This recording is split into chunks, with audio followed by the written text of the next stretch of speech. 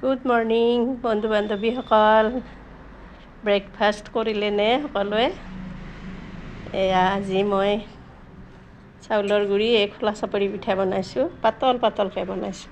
কি ধুনীয়া জালি জালি হৈছে চাওকচোন। ফুটাকেইটা ইফাল ইফাল দেখাই পায় পিঠাখনৰ। এনেকৈ পিঠাখন উঠিলে বৰ মৰম লাগে নহয়নে? এয়া গুড় লগতে লাল চাহ পানী লৈছোঁ। হাজবেণ্ডক এতিয়া চাহ খাব দিওঁ। আমি ৰাতিপুৱাৰ চাহ জলপান খোৱাই নাই, 10:30 বাজি গ'ল। এতিয়া তেওঁ খাই খুব ভাল পায় এনেকৈ খোলা চাপৰি পিঠা।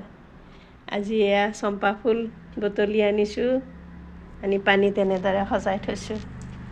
মোৰ বিৰাট ভাল লাগে এনেকৈ সতেজ ফুল এনেকৈ পানীত সজাই থ'বলৈ।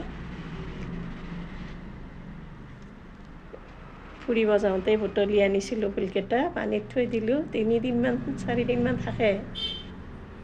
ঠিক আছে দিয়ক, মই এতিয়া হাজবেণ্ডক খাব মাতোঁ। আপোনালোকে খালেনে সকলোৱে?